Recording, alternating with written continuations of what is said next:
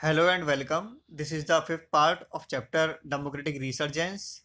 In the previous video, we have already discussed about Jayaprakash Narayan, Pandit Deen Upadhyay and Dr. Ram Manohar Lohia, and also discussed in detail national emergency, causes, consequences, controversies, lesson of emergency, and elections held in 1977. और इस election में जीत के बाद जनता party की सरकार बनती है और मोरारजी देसाई देश के पीएम बनते हैं। इन सब टॉपिक्स के अलावा इस चैप्टर में एक न्यू टॉपिक ऐड किया गया है जिसका नाम है डेमोक्रेटिक अपसर्जेस, जिसके लिए सीबीएसई ने एडिशनल मटेरियल भी अपनी वेबसाइट पर अपलोड किया है। So let's begin. Democratic upsurges, what is the meaning of democratic upsurges? Increasing participation of the people in the democratic politics of the country is broadly characterized as democratic upsurge। तो एक time period में, किसी एक समय विशेष में, 5 साल के period में, 10 साल के पीरियड में, जब लोगों का पार्टिसिपेशन बढ़ता है डेमोक्रेटिक पॉलिटिक्स में, लोग डेमोक्रेटिक पॉलिटिक्स से कुछ डिमांड करते हैं, वे अपनी डिमांड्स को फुलफिल करना चाहते हैं, तो इसे कहा जाता है डेमोक्रेटिक अपसर्ज। जो लोगों की डिमांड्स हैं, एक्सपेक्टेशंस हैं, लोगों का पार्टिसिपेशन बढ़ता है डेमोक्रेटिक पॉलिटिक्स में, तो इसे हम कहेंगे democratic upsurge. So based on this principle, social scientists have characterised 3 democratic upsurges. मतलब 3 ऐसे पीरियड जिसमें हम डेमोक्रेटिक अपसर्ज, लोगों का पार्टिसिपेशन इंक्रीज होता हुआ, बढ़ता हुआ देखते हैं in the post independence of Indian history. तो first democratic upsurge came from 1950 to 1970। तो इस पीरियड को याद रखिएगा कि फर्स्ट डेमोक्रेटिक अपसर्ज का पीरियड क्या है। ये 20 ईयर्स का पीरियड है, फ्रॉम 1950 टू 70। आप इसे 80 तक का पीरियड भी मान सकते हैं, या आफ्टर इमरजेंसी इलेक्शंस जो 1977 में हुए तब तक भी मान सकते हैं। तो ये 20 ईयर्स का पीरियड है which was based on the participation of Indian adult voters to the democratic politics, both and at the centre and in the states. तो देखिए, हमारा कॉन्स्टिट्यूशन लागू होता है 1950 में, और फर्स्ट डेमोक्रेटिक इलेक्शंस होते हैं 1951, 52। 52 में ही इलेक्शन माने जाते हैं। अक्टूबर 1951 से इलेक्शन शुरू होते हैं और फरवरी 1952 तक इलेक्शन चलते हैं। तो ये पहला ऐसा मौका था जिसमें लगभग 200 वर्ष की गुलामी के बाद लोगों ने अपनी सरकार को चुना। जिन अधिकारों के लिए 200 वर्ष तक संघर्ष किया था, वे अधिकार जनता को मिले। लोग चाहते थे कि उन्हें गुलामी से मुक्ति मिले, और जिन लोगों को वे चुनना चाहते हैं उन्हें वे चुने और वे कंट्री पर राज करें। तो इस तरह इन फर्स्ट डेमोक्रेटिक इलेक्शंस में लोगों में बहुत उत्साह था कि वे अपनी पसंद की सरकार चुन रहे हैं, और ये फर्स्ट डेमोक्रेटिक इलेक्शंस का भारत में पहली बार प्रयोग हो रहा था। ये हमारा फर्स्ट एक्सपीरियंस था, और उस समय तक ये माना जाता था कि डेमोक्रेसी सिर्फ डेवलप कंट्रीज़ में ही सक्सेस हो सकती है, जहाँ पर लोग बहुत ज़्यादा पढ़े लिखे हों, गरीबी ना हो, modernisation, urbanisation, access to media, media बहुत एडवांस होना चाहिए। ये सभी ज़रूरी शर्तें हैं, ये होनी चाहिए, तभी देश में डेमोक्रेसी सफल हो सकती है, ऐसा माना जाता था। और चूंकि भारत में ठीक इसकी उल्टी स्थिति थी, यहाँ पर गरीबी बहुत ज़्यादा थी, इलिटरेसी बहुत ज़्यादा थी। तो इंटरनेशनल ऑब्जर्वर्स, मीडिया का ये कहना था कि इंडिया में डेमोक्रेसी सक्सेस नहीं हो पाएगी, और जवाहरलाल नेहरू अपने सामने ही इंडिया में डेमोक्रेसी को असफल होते हुए देख लेंगे। लेकिन इन सभी अटकलों से आगे बढ़कर हमारा फर्स्ट जनरल इलेक्शन सक्सेस रहा। लोगों ने बढ़ चढ़कर इलेक्शंस में भागीदारी की।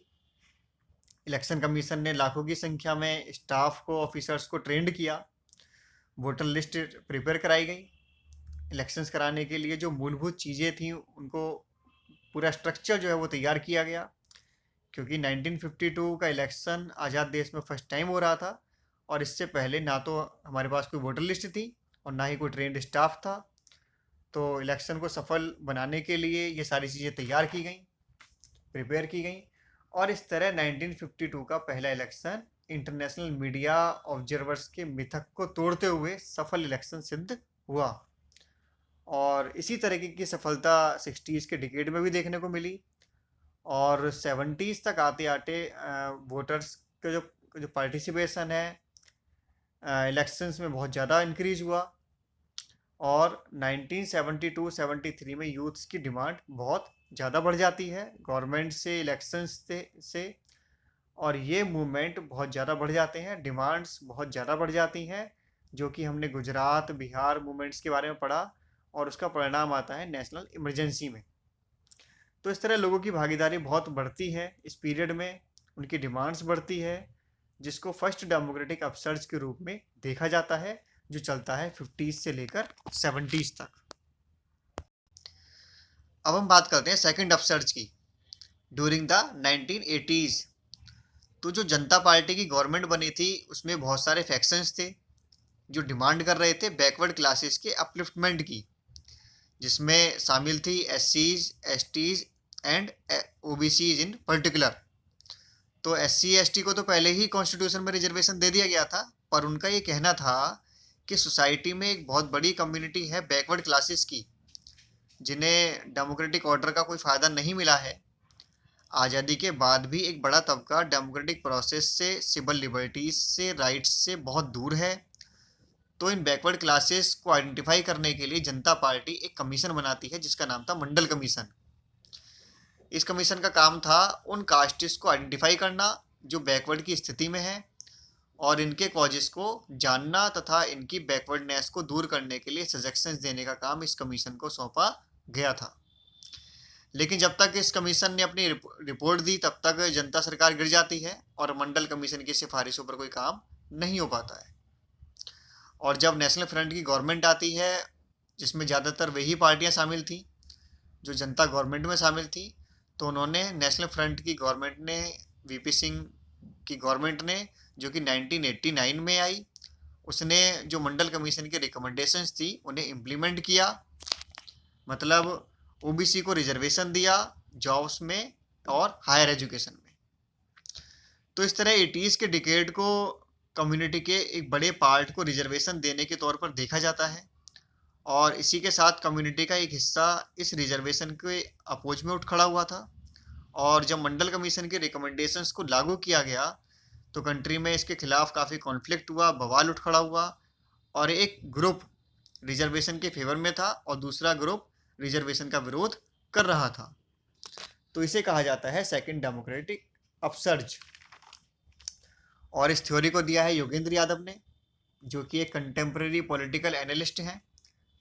तो इस तरह सेकंड डेमोक्रेटिक अपसर्ज का प्रिंसिपल दिया गया है योगेंद्र यादव के द्वारा, जिसमें OBC other backward classes more accommodate होती है, एक्सेसिबल होती है, जिसमें कोई बहुत ज़्यादा चेंज अभी नहीं आया है। अगर आप रूरल एरियाज़ में देखें, ग्रामीण एरिया में देखें, तो इन बैकवर्ड क्लासेस की स्थिति लगभग वैसी ही है, उसमें कोई ख़ास बदलाव या सुधार नहीं आया है।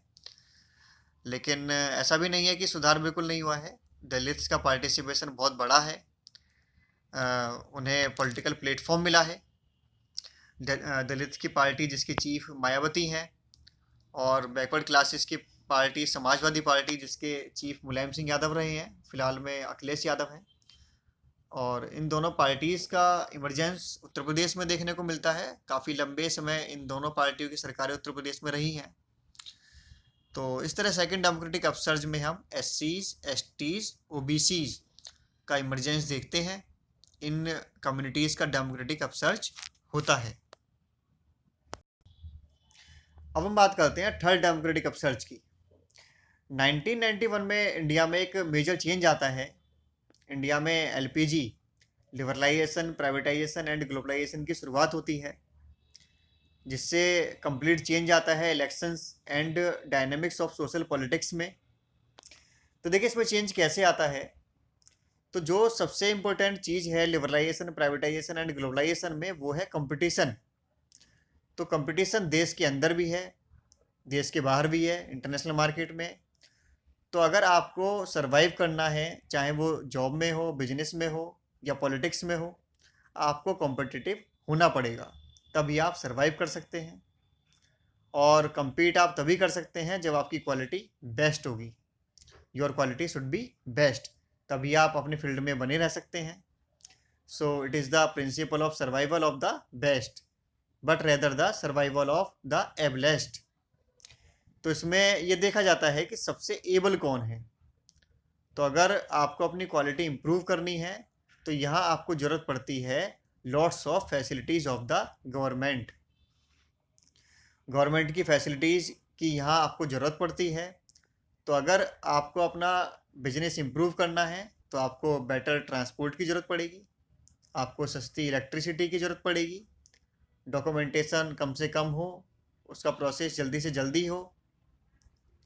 और तो इस तरह से आप गवर्नमेंट से ये सब फैसिलिटी चाहते हैं, क्योंकि आपको इंटरनल और इंटरनेशनल मार्केट में compete करना है, सर्वाइव करना है। तो यहाँ 3 शिफ्ट्स की बात की गई है, जिसमें first is state to market. अब डिसाइड स्टेट नहीं बल्कि मार्केट करेगा कि क्या नीड्स हैं, क्या रिक्वायरमेंट्स हैं। और गवर्नमेंट से शिफ्ट होता है गवर्नेंस में। गवर्नमेंट या स्टेट अब कंट्रोलर नहीं है, क्योंकि वे अब फैसिलिटेटर बन गए हैं। उनका रोल अब कैसा हो गया है, फैसिलिटेटर वाला हो गया है। स्टेट फैसिलिटीज़ प्रोवाइड कराएगा ताकि इकोनॉमी ग्रो कर सके, ताकि इंडिविजुअल्स compete कर सकें। तो पहले गवर्नमेंट क्या करती थी, वो कंट्रोल करने का काम करती थी। अब उसका क्या रोल हो गया है, उसका रोल अब फैसिलिटेटर का हो गया है, ताकि एक इंडिविजुअल इस कॉम्पिटिटिव एरा में compete कर सके, आगे बढ़ सके। इसके लिए उसको गवर्नमेंट से कुछ फैसिलिटीज चाहिए। तो ये जो थर्ड अपसर्जेंस है, इसमें यूथ्स का पार्टिसिपेशन किस तरह का है पॉलिटिक्स में, उनकी डिमांड्स क्या हैं कि गवर्नमेंट डेवलपमेंट की ओर ध्यान दे। तो ये बात करता है ज़्यादा से ज़्यादा डेवलपमेंट की और गवर्नेंस की। तो आज के पॉलिटिक्स में ये बिग चेंज आया है। जैसे कि 2019 के इलेक्शन में हम बीजेपी का अगर चुनावी नारा देखें तो वो क्या था, सबका साथ सबका विकास। तो इस तरह डेवलपमेंट जो है वो सेंटर में है इस ग्लोबल एरा में। तो इस तरह ये थर्ड अपसर्जेंस है, जो कि specially liberalisation, privatisation and globalisation की शुरुआत के बाद आया है, जिसमें गवर्नमेंट पर ये डिमांड्स बढ़ रही हैं कि उन्हें compete करने के लिए, बेस्ट करने के लिए फैसिलिटीज़ प्रोवाइड कराई जाए। तो ये थे 3 फेजेस ऑफ डेमोक्रेटिक अपसर्जेस जिसकी हमने बात की। और ये डेमोक्रेटिक रिसर्जेंस चैप्टर आपका कंप्लीट होता है। तो अपनी तैयारी आप करते रहिए और जल्दी मिलते हैं नए वीडियोस के साथ। Thanks for watching, bye bye.